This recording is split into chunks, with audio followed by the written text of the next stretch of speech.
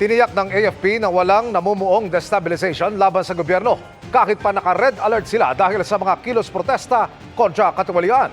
Nagpaalala naman ng Pangulo sa AFP na maging tapat sa konstitusyon. Nakatutok si Ivan Mayrina. Standard operating procedure na umano tuwing may magkakasunod na kilos protesta ang red alert sa Armed Forces of the Philippines o AFP. Tulad na may kinakasa ngayon kontra katiwalian, kabilang inaasahang pinakamalaking pagkilo sa September 21. Yan lang ang dahilan ng alert ayon sa AFP at walaan nilang banta sa kapayapaan o sa pamahalaan, bagay na nauna ng sinabi ng palasyo batay sa monitoring ng National Security Council. Gayunman, ayon sa AFP, handa silang tugunan ng anumang tangkang pabagsakin ng gobyerno kung meron. This is not to sow any panic, but sa amin sa Sandatahang Lakas ng Pilipinas, internal yon para sa amin, para kami naman ay maging handa for any eventuality. Ang primary pa rin po dito as the Philippine National Police, and the Armed Forces of the Philippines plays a supporting role, no, sa peace and order. Maging sa panunumpa sa Malacanang ng mga bagong promote na general at flag officers ng Sandatahang Lakas, wala namang binanggit tungkol sa mga usaping destabilisasyon. Gayunman, mariin ang paalala sa kanila ng Pangulo, manatiling tapat nila sa konstitusyon at sa mga Pilipino. Huwag kalimutan, ang panunumpa ninyo ngayon ay sa Republika at sa bawat Pilipinong nagtitiwala. Your loyalty remains with the Constitution and the Filipino people. Always act with integrity. Uphold the rule of law. Defend our democracy. Para sa GMA Integrated News, Ivan Mayrina, nakatutok, 24 oras. Ipinagbawal na ng Metro Manila Council ang pagparada sa mga pangunahing national road maliban sa mga rumeresponding emergency vehicle. Pwede namang pumarada sa mga national secondary road basta't hindi rush hour. Nakatutok si Mariz Umali. Hindi nawawala sa mga kalsada sa Metro Manila ang mga sagabal na nakaparada. Yan ang gustong ayusin ng Metro Manila Council kaya't kahapon naglabas ito ng resolusyong nagbabawal sa pagparada sa mga National Primary Road gaya ng Quezon Avenue, Espanya, CM Recto Avenue, Mel Lopez Boulevard, Rizal Avenue at EDSA. Hopefully bago magkaroon ng Christmas rush, ma-implement na ito para po maibsan. Alam naman natin na pag lumalapit yung Pasko ay bumibigat yung daloy ng traffic. So we must ensure na free sa obstruction yung mga pangunahing lansangan natin. Papayagan naman ang parking sa mga National Secondary Road maliban pag rush hour o mula 7 to 10 a.m. at 5 to 8 p.m. Ang mga lokal na pamahalaan naman ang hahayaang mag-regulate sa iba pang kalsadang nasasakupan nila. Kailangan po yung ordinance na ipapasa nila ay consistent doon sa ipinasa nating resolution kanina. Yung penalty po ay susundan po yung ating traffic code. Nakasad po doon sa ating council resolution na dapat nga makakadaan ng mga emergency vehicles, merong certain number of meters from intersections, from pedestrian crossings, so from the curbs ng mga kalye. So nakadefine naman po ron sa ating Metro Manila Council resolution. Pabor dito ang ilang motorista. Napakalaking tulong noon. Luluwag ang kalsada, mabilis ang oras, walang gasto sa krudo. Pero may mga di rin sang-ayon gaya ng delivery service na ito na inabutan namin nakaparada sa CM Recto Avenue dahil wala naman daw ibang mapaparadahan. Medyo mahirapan po kami dahil katulad niyan, pipick up po kami po sana. Mabigyan pa kami ng pagkakataon na makapark po sana. Hindi po saklaw ng pagbabawal ang mga sasakyang pang-emergency gaya ng mga truck ng bombero at ambulansya. Pero ayon sa ipinasang regulasyon, exempted lamang po sila kapag rumeresponde sa isang emergency. Kaya kapag ganito po na nakaparada lang sila na walang nire-respondehan, ay pwede na rin daw po silang hulihin. Pero ayon sa kagawad ng barangay kung saan nakaparada ang mga fire truck. Napakahirap talaga sa amin ma'am kasi wala kami maparadahan ma'am. Malaki na yung pupunta mong sunog ma'am bago makaresponde. Hindi kagaya nandito sa tapat ng barangay, agad-agad makakatakbo kami sunog. May mga papayagan naman daw ayon sa ilang mga alkalde. Kaya nga mahalaga na hindi po ito total street parking ban kasi yan din po ang tanong ko sa inyo. Kung meron tayong total street parking ban, and when I say total, talagang pangkalahatan, saan nga po talaga paparada natin mga sasakyan? Kaya nga po ang naging approach po ng Metro Manila Council ay localized. Para sa GMA Integrated News, Mariz Umali, nakatutok, 24 oras. May 99 days na lang para makumpleto ang inyong Christmas shopping list. O sa mga gustong unahan ng Christmas rush, pwede kayong mamili sa Noel Bazaar, kung saan may pre-loved items mula sa ating mga Kapuso Stars. Sa darating na Oktubre po yan. At dahil Pasko, pwede nyo ring ibili ng school supplies doon ang mga mahihirap na estudyante na tinutulungan ng Kapuso Foundation. Sa loob ng 25 taon, malayo na ang narating ng pagtutulungan ng GMA Kapuso Foundation at Cut Unlimited Incorporated na naghahatid sa atin ng Noel Bazaar taon-taon.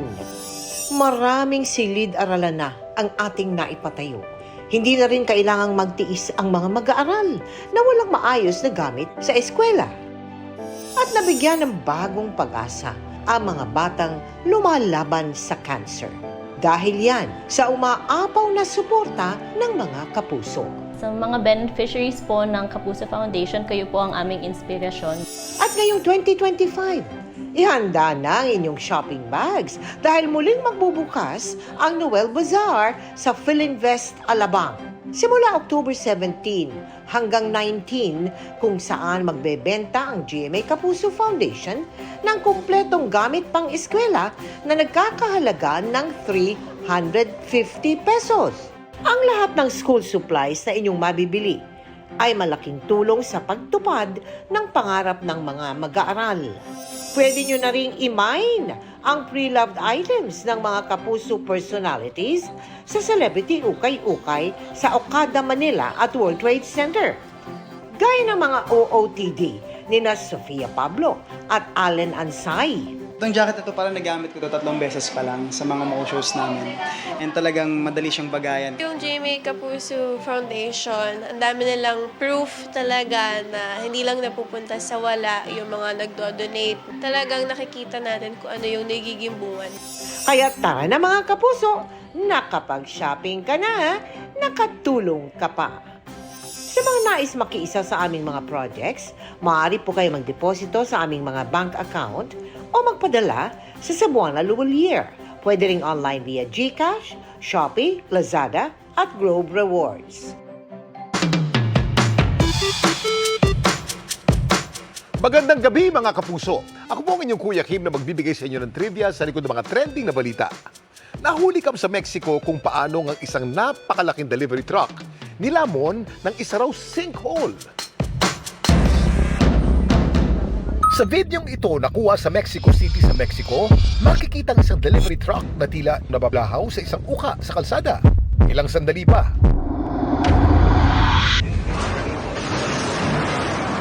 Tuluyan na itong nilamon ng butas na di umano, isa raw sinkhole. Ayon sa uploader ng video, ang pinaniniwalaan nilang sinkhole, bunsod daw ng pag-collapse ng drainage system sa ilalim ng kalsada. Nagtulungan naman ng mga responding autoridad para maiangat ang lumubog na truck. Walang naulat na nasaktan sa insidente. Ang sinkhole ay isang malaking butas o hukay sa lupa. Nabubuo ang mga ito kapag masyadong nabababad sa tubig ang lupa, lalo na pag limestone. Kadalasan itong lumalabas kapag sunod-sunod ang malalakas na ulan, flash flood o di naman kaya ay lumindol. May mga sinkhole din na bunsod ng human activities gaya ng overpumping o labis na pagkuha ng tubig sa ilalim ng lupa, pagmimina o di kaya kakulangan sa tamang drainage o sewer system. Delikado ang sinkhole dahil maaari nitong isama sa paglubog ang ating mga ari-arian tulad ng bahay at mga sasakyan. Pero alam niyo ba na tinuturing na pinakamalaking sinkhole sa buong mundo? Tila naging isang sikat na atraksyon. Hindi lang kasi nakabamangha ang laki ng lawak ng naturang sinkhole, pati na mga bagay na natuklasan sa loob nito. Kuya Kim, ano na? Nandito tayo ngayon sa Shaoxai Changkeng sa China, ang tinuturing na pinakamalaki at pinakamalalim na sinkhole sa buong mundo. May lalim itong 660 meters at volume na 130 million cubic meters. Ang ibig sabihin ng Changkeng sa Ingles ay the heavenly pit. Dahil tahanan nito ng halos 1,300 plant at animal species, kabilang dyan ang pambihirang halaman na ginkgo at hayop na clouded leopard. Pero hanggang ngayon, di pa rin tukoy ng mga eksperto kung paano nabuo ang naturang sinkhole. Samantala, para malaman ng trivia sa likod ng viral na balita, i-post o i-comment lang, #Kuya Kim, ano na? Laging tandaan, kimportante ang may alam. Ako po si Kuya Kim at sagot ko kayo, 24 oras. Mabilis na chikan tayo para updated sa showbiz happenings. Hollywood actor, producer at director na si Robert Redford pumanaw sa edad na 89. Ayon sa kanyang publicist, yumao si Redford habang nasa kanyang bahay sa Utah sa Amerika. Hindi isinapubliko ang dahilan ng kanyang pagpanaw. Nakilala si Redford sa kanyang mga pagganap sa ilang pelikula gaya ng Out of Africa, The Candidate at All the President's Men. Executives ng Visual Magic Company Incorporated mula sa India bumisita sa GMA Network. Kabilang sa kanila ang chairman ng kumpanya at India's multi-awarded actor, producer and cultural ambassador na si Mohanlal Viswanathan. Malugod silang sinalubong ng mga opisyal ng GMA sa pangunguna ni GMA Senior Vice President Attorney Annette Gozon Valdez. Sa pulong, tinalakay ang posibleng collaboration para maiangat ang antas ng visual arts sa Pilipinas at India.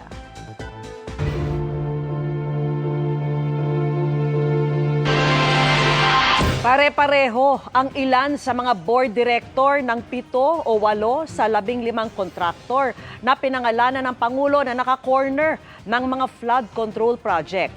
Ayon po yan sa task force ng NBI na nag-iimbestiga rin sa issue para suportahan ang Independent Commission for Infrastructure o ICI. Nakatutok si John Consulta. Gumugulong na ang imbestigasyon ng NBI Task Force para suportahan ang Independent Commission for Infrastructure o ICI. Kasama po dito yung mga accountants, forensic accounting na gagawin, mga investigador, at kasama rin po yung mga money laundering aspect. Kasi ang gagawin po natin, kagaya po ng nauna ng ginawa, magkakaroon po tayo ng mga seizure, freeze orders sa mga properties. So meron din po tayong mga eksperto na sinama dito sa NBI para po magtulong-tulong at ilulunsad po natin ito kaagad-agad. Wala raw sasantuhin ang investigasyon. We just have to gather the evidence. Call a spade a spade. Nobody will be spared. Ano yan, we're also reviewing the contracts of the DOJ regarding the 15 firms that were cited by the President. Saklaw rin kaya sa kanilang investigasyon ang ilang mambabatas? Kung sinabi ng ICI, isama ninyo sa investigation ito, senator, congressman, then wala po tayong magagawa, tatrabahuhin po natin yan. We are working closely with AMLAC. Makikita po ng AMLAC, ilambawa si senator ganito ay ikaw ang kunyari ang dami. Makikita namin if you have the capacity. Makikita ng AMLAC. So, huli ka pa rin. Ayon kay NBI Director Jaime Santiago, ngayon pa lang, nakita na raw nila na 7 hanggang 8 contractors sa 15 contractors na pinangalanan ni Pangulong Bongbong Marcos ang may overlapping na mga pangalan na Board of Directors. ABCDE contractors have the same sets of officers. Nakakakita kami ng rigging ng bidding process. No? Yung ABCDEFG na yan, nakipag-bid sila, kahit na sino manalo doon, kanila pa rin. Sila pa rin.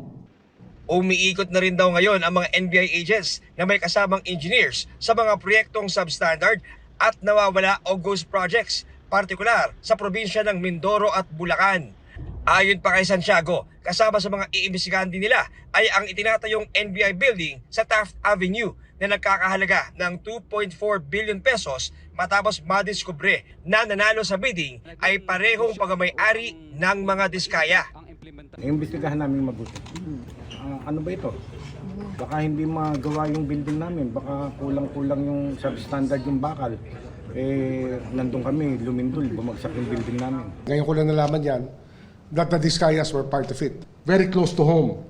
Kaya hindi ho natin papayagan talaga na lumusot ito ng malugi na naman ang gobyerno sa ganitong usapan.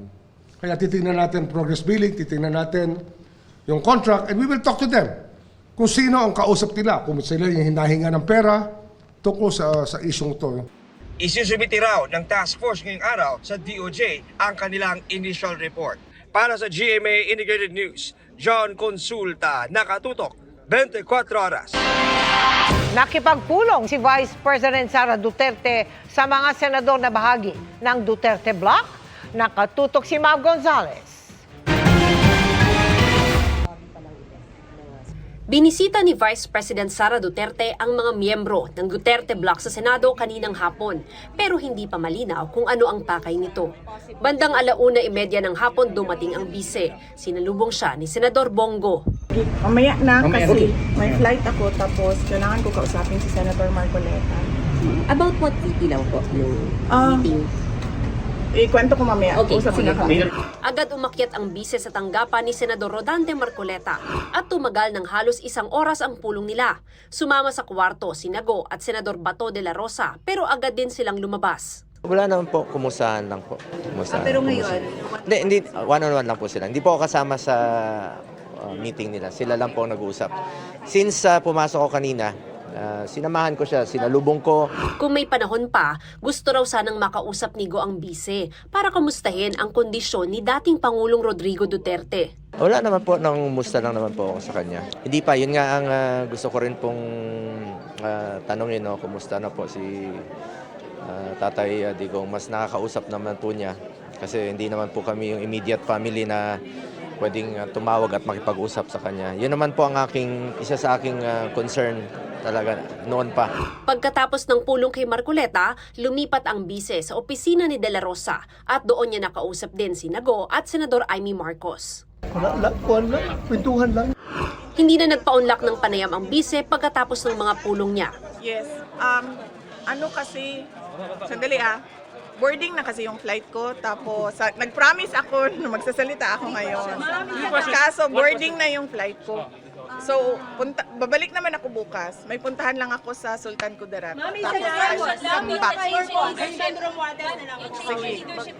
Tomorrow, promise. Hindi pa rin ipinapaalam ng tanggapan ni Marcoleta ang pinag-usapan nila. Para sa GMA Integrated News, Mav Gonzales, nakatutok, 24 oras. Itinanggi ng Philippine Coast Guard ang alegasyon ng China na binangga ng barko ng BIFAR na BRP Dato Gumbay Piang, ang isang Chinese Coast Guard vessel kahapon. Ayon kay Commodore J. Tariela, mali ang ulat ng Chinese state media na ipinakita lamang ang mismong pagbangga. Hindi nila ipinakita kung paano inipit, hinabol, hinarang at winotter cannon ang barko ng BIFAR. Sa lakas ng buga ng tubig, nabasag ang mga bintana ng barko na ikinasugat ng isang tauhan ng BIFAR. Nasira rin ang iba pang kagamitan ng barko. Nagkasarin umano ang China ng delikadong pagmaniobra. Sa gitna niyan, nawala ng kontrol ang BIFAR vessel at hindi sinasadyang bumangga sa barko ng China. Nangyari yan habang papunta ang BRP Dato Gumbay Piang sa Baho de Masinloc para hatiran ng ayuda at krudo ang mga mangingisda roon. Binobombahan naman nila ng tubig yung bridge nung BIFAR vessel. So how can you even expect the BIFAR vessel to prevent such unintentional ramming? Back on set ang cast ng Encantadia Chronicles Sangre para sa bagong kabanata ng serye. Pero bago yan, masisilayan muna ang pagsasama-sama ng mga new gen Sangre at kung matatanggap nga ba nila si Dea bilang bagong tagapangalaga ng brilyante ng hangin. Makichika kay Aubrey Carampel.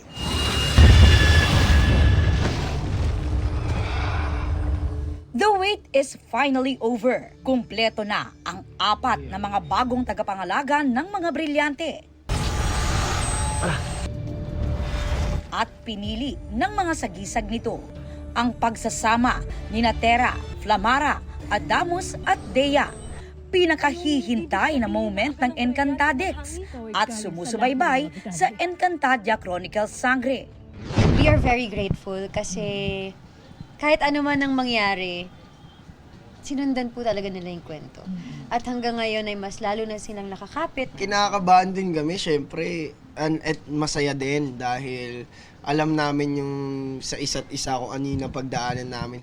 Ang isa sa mga inaabangan, paanong matatanggap ni Perena at Flamara na si Dea na lumaki sa Mini Ave ang susunod na tagapangalaga ng Brilyante ng Hangin. Ako ang mangangalaga ng Brilyante ng Hangin? Bakit ako? Bakit nga ba ikaw ang napili ng sagisag ng hangin?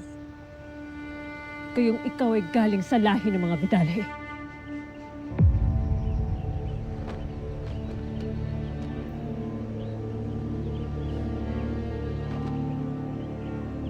Ni wala kang marka ng isang sangre.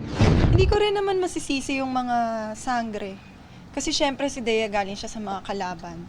Pero masakit din yun for me as Dea sa character ko. Kasi syempre, ramdam na ramdam ko talaga na hindi ako belong. Sa exclusive na pasilip na ito sa episode mamaya, magpapamalas na ng kanyang kapangyarihan si Dea.